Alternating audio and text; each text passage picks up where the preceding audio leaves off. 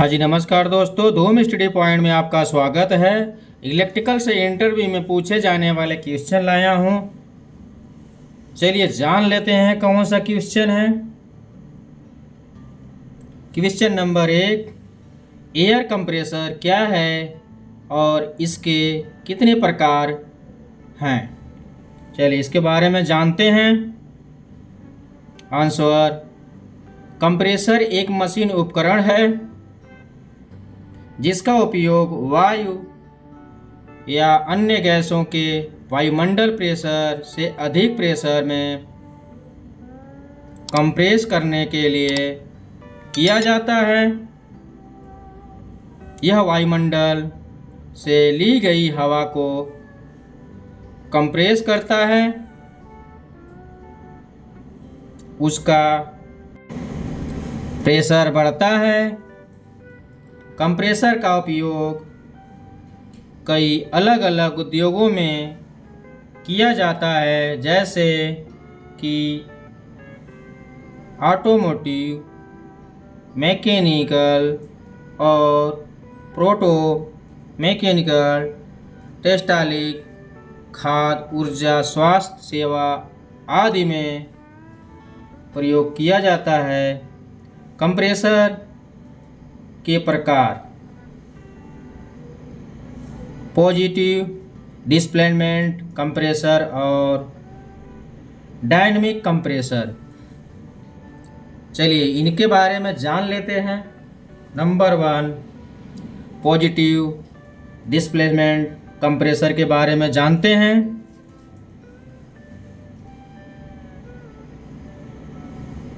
यह हवा या गैस को कंप्रेस करने वाले एक उपकरण है। यह कंप्रेस गैस या हवा को कंप्रेस करने के लिए प्लंजर, डायाफ्राम, पिस्टन जैसे गतिशील घटकों का इस्तेमाल करता है। इनका घटकों की वजह से कंप्रेस कक्ष का आयतन कम होता है और वायु कंप्रेस होती है, जबकि गैस या हवा का प्रेशर निर्धारित स्तर पर पहुंचता है तो डिस्चार्ज वाल्व खुल जाता है और कंप्रेसर बाहर निकल जाती है। इस तरह की कंप्रेस गैस या हवा को किसी भंडार टैंक में रखा जाता है।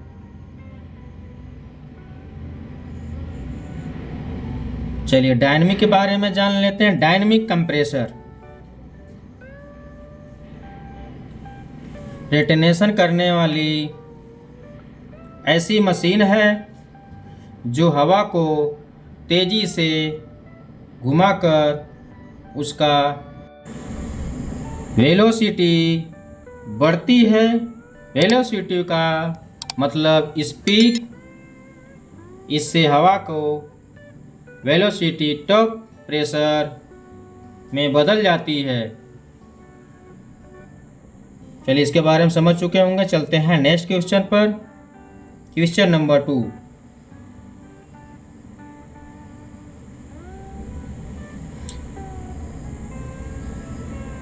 ST high tension high voltage और एलटी लो टेंशन लो वोल्टेज के बीच का क्या अंतर है।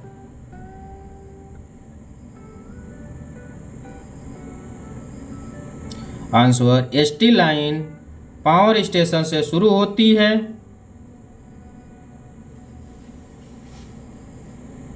और पोल माउंटेन ट्रांसफार्मर तक जाती है। वही एलटी लाइन पोल पर लगे ट्रांसफार्मर से शुरू होती है और लोड को कनेक्ट करती है। एसटी लाइन का इस्तेमाल आमतौर पर बड़े उद्योगों के लिए किया जाता है, जबकि एलटी का इस्तेमाल आमतौर पर आवास कनेक्शन और व्यक्तिगत कार्यालयों के लिए किया जाता है। एसटी लाइन की वोल्टेज 11 kV से 33 kV तक होती है। एसटी लाइन को डेल्टा वाइंडिंग में डिस्ट्रीब्यूट किया जाता है। RYB LT लाइन को वोल्टेज 1000 वोल्ट से कम होता है। LT लाइन को स्टार वाइंडिंग में डिस्ट्रीब्यूट किया जाता है। RYB और N। Question number 3, AC motor में कूलिंग स्ट्रिप क्यों लगी होती है जबकि DC मोटर में नहीं होती है? चलिए इसके बारे में जान लेते हैं। AC मोटर के अंदर जब AC करंट दिया जाता है तो मोटर के अंदर इलेक्ट्रोमैग्नेटिक फील्ड जनरेट होती है। यह जो मैग्नेटिक फील्ड होती है यह रोटेटिंग होती है, जिससे कि हीट निकलती है, उसे ED करंट भी कहते हैं। मोटर को स्ट्रिप से कूलिंग प्रोवाइड की जाती है, इसलिए AC मोटर में स्ट्रिप लगी होती है। और DC मोटर में जब DC करंट दिया जाता है तो मैग्नेटिक फील्ड की वैल्यू चेंज नहीं होती है, जिस कारण DC मोटर में हीट जनरेट नहीं होती है, इसलिए DC मोटर में कूलिंग स्ट्रिप का उपयोग नहीं किया जाता है। Question number 4, type of cable lux. चलिए इनके बारे में जान लेते हैं। फोर्क इंसुलेट लक्स इस टाइप U टाइप के होते हैं। Long flame lux, insulate pin lux, non insulate pin lux, copper ring lux,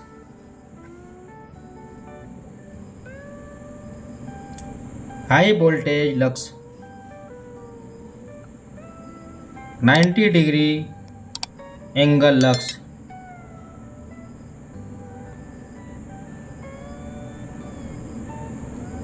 L फ्रू lugs, female lugs, full insulate female lux,